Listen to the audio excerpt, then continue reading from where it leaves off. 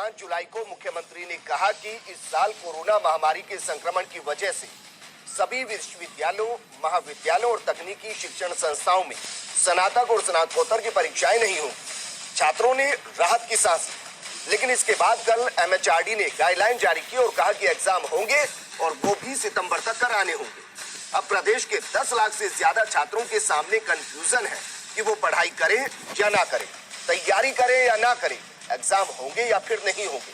क्या सरकार MHRD की गाइडलाइन का पालन करेगी या फिर अपने स्टैंड पर कायम रहेगी? इसके साथ सवाल ये भी है कि अगर 10वीं के एग्जाम हो सकते हैं तो फिर बाकी एग्जाम क्यों नहीं हो सकते?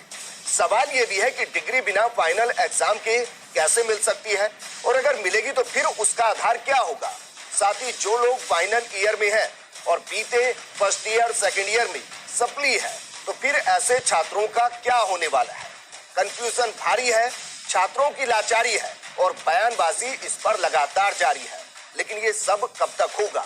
स्थिति स्पष्ट क्यों नहीं की जा रही? जवाब तो देना पड़ेगा।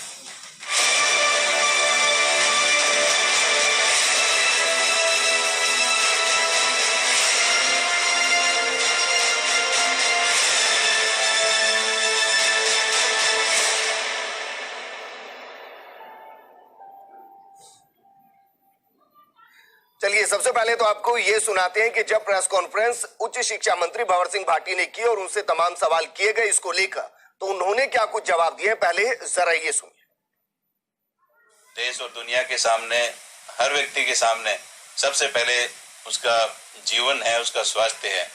तो ऐसी परिस्थितियों में हमें कुछ ऐसे निर्णय लेने होंगे जो विद्यार्थियों के हित में हो, और उन तमाम बिंदुओं पर चर्चा करने के बाद, उन पर विचार विमर्श करने के बाद ही हमारी सरकार ने ये निर्णय लिया है कि ये परीक्षाएं नहीं आयोजित किए बिना विद्यार्थियों को प्रमोट करें। लेकिन प्रमोट करने में भी हम विद्यार्थियों के हित में उनको किसी भी प्रकार का, उनकी डिग्री की वैधता को, उनकी डिग्री की गुणवत्ता को पर किसी भी प्रकार का फर्क नहीं पड़े, उनको नुकसान नहीं हो, इस संबंध में हम पूरा विचार विमर्श करके और छात्रों के हित में निर्णय लेंगे, और ताकि उनका किसी भी प्रकार का नुकसान नहीं हो। और न सिर्फ राजस्थान ऐसा राज्य नहीं है, मध्य प्रदेश में, हरियाणा में, दिल्ली में, देश के कई राज्यों में जो परीक्षाएं हैं वो निरस्त की गई है या स्थगित की गई है, क्योंकि परीक्षाएं करवाने की स्थिति नहीं है। राजस्थान की जो भौगोलिक परिस्थितियां हैं, ये बहुत ही विस्तृत रूप से फैला हुआ क्षेत्र है। यहाँ परीक्षा देने वाले विद्यार्थियों की संख्या भी 20 लाख से भी ज्यादा है। तो ऐसी स्थिति में कोरोना का संक्रमण जिस प्रकार से फैल रहा है, हमारे लिए स्वास्थ्य सबसे महत्वपूर्ण है। यूजीसी हमारी सर्वोच्च संस्था है और विद्यार्थियों के हित में यूजीसी की गाइडलाइन का ध्यान में रखते हुए और राज्य के का जो वर्तमान जो कोरोना की परिस्थितियां हैं, उन तमाम परिस्थितियों को ध्यान में रखते हुए मुख्यमंत्री महोदय के स्तर पर इस पर पुनः चर्चा की जाएगी और यूजीसी के जो दिशा निर्देश हैं उस पर उसके बाद सरकार के द्वारा कोई प्रतिक्रिया दी जाएगी। तो सुना आपने कि मुख्यमंत्री अशोक गहलोत से विचार विमर्श किया जाएगा, उसके बाद यह फैसला लिया जाएगा कि क्या MHRD की गाइडलाइन को फॉलो किया जाएगा या फिर जो फैसला ले लिया गया उस पर कायम रखा जाएगा। तमाम मेहमान हमारे साथ जुड़ेंगे। फिलहाल हमारे साथ शिक्षाविद डॉक्टर अनुपमा शर्मा जी जुड़ी है।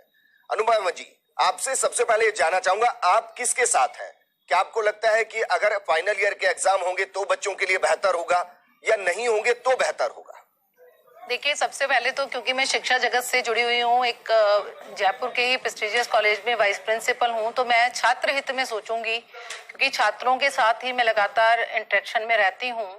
मैं ऐसा मानती हूँ कि जो परीक्षाएं हैं वो होनी चाहिए, क्योंकि ऐसा इसलिए है क्योंकि कई बार ऐसा होता है बच्चा फर्स्ट ईयर और सेकेंड ईयर में अच्छे अंक नहीं ला पाता, और उसकी ये कोशिश रहती है कि जब मैं फाइनल ईयर के एग्जाम्स दूंगा तो उसमें उस फर्स्ट ईयर और सेकेंड ईयर के, क्योंकि कई बार वो कंपटीशन के एग्जाम देता है फर्स्ट ईयर के समय, सरकारी नौकरियों के एंट्रेंस एग्जाम देता है, तो वो उतने अच्छे अंक नहीं ला पाता फर्स्ट ईयर और सेकेंड ईयर में जितने की फाइनल ईयर के एग्जाम दिए जाने चाहिए।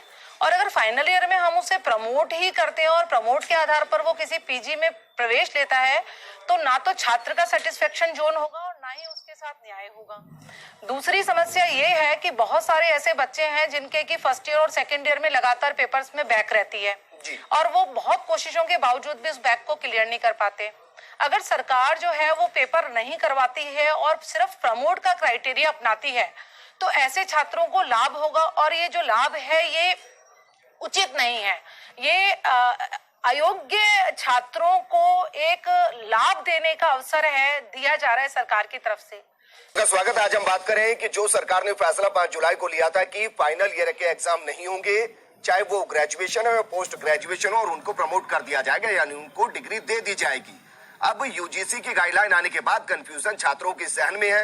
एक खास पैनल हमारे साथ बना हुआ है। हमारे साथ उच्च शिक्षा मंत्री भंवर सिंह भाटी जी बने हुए हैं, आरयू छात्र संघ अध्यक्ष पूजा वर्मा बनी हुई है, एबीवीपी पदाधिकारी होशियार मीणा बने हुए हैं, शिक्षाविद डॉक्टर अनुपमा शर्मा बनी हुई है, और बीकानेर से हमारे सहयोगी लक्ष्मण राघव बने हुए हैं। भंवर सिंह भाटी जी, सर, कुछ एक डेडलाइन दी जा सकती है कि अगले 4 दिन या 5 दिन के अंदर ये स्थिति पूरे तरीके से स्पष्ट हो जाएगी? एग्जाम होंगे तो क्यों होंगे, कैसे होंगे, नहीं होंगे तो डिग्री देने का पैटर्न क्या होगा, नंबर देने का पैटर्न क्या होगा? कोई एक टाइमलाइन सेट की जा सकती है, कितने दिन में स्थिति स्पष्ट हो जाएगी?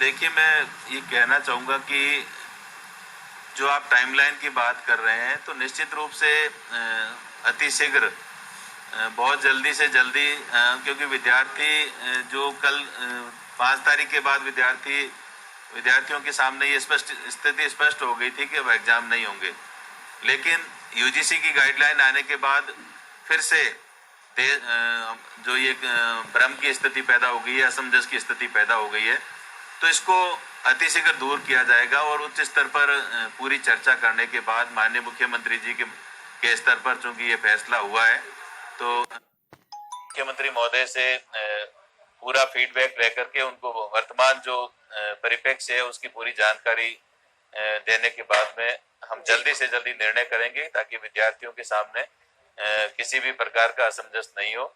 और जो फॉर्मूला की आप बात कर रहे हैं, तो जो इसमें 2 प्रकार के फॉर्मूले हो सकते हैं कि जो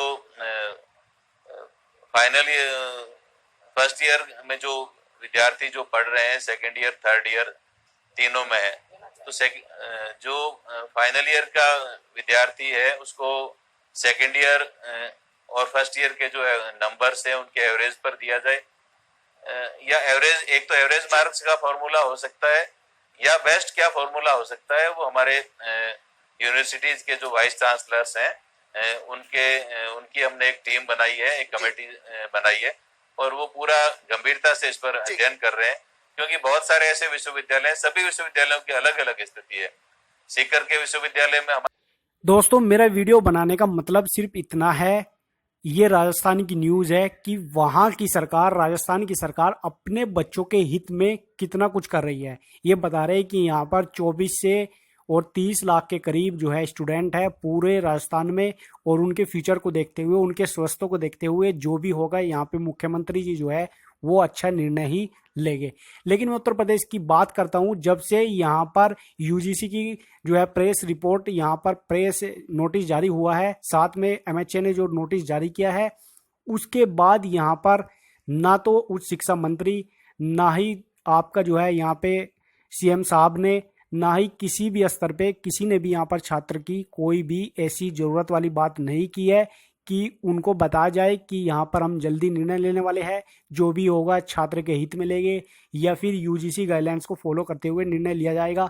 यानी कि 2 दिन हो गए, 2 दिन में कोई भी यहाँ लाइव यहाँ पर कोई भी डिबेट नहीं लेकर आया। साथ में न्यूज़ चैनल वालों ने भी किसी भी स्तर पर यहाँ पर किसी भी मंत्री से, शिक्षा मंत्री से, किसी से भी नहीं इस बारे में सवाल किया। लगातार जो राजस्थान के चैनल है लगातार उच्च शिक्षा मंत्री से और यहाँ पर और बाकी सभी से परीक्षाओं को लेकर के लगातार डिबेट कर रहे हैं। आप देख सकते हो, राजस्थान के किसी भी चैनल पर जाकर देख सकते हो, डेली यहाँ पर डिबेट हो रहा है छात्रों के हित के लिए, छात्रों की विश्वविद्यालयों की परीक्षाओं के लेकर के। लेकिन यूपी में ऐसा क्यों नहीं हो रहा है?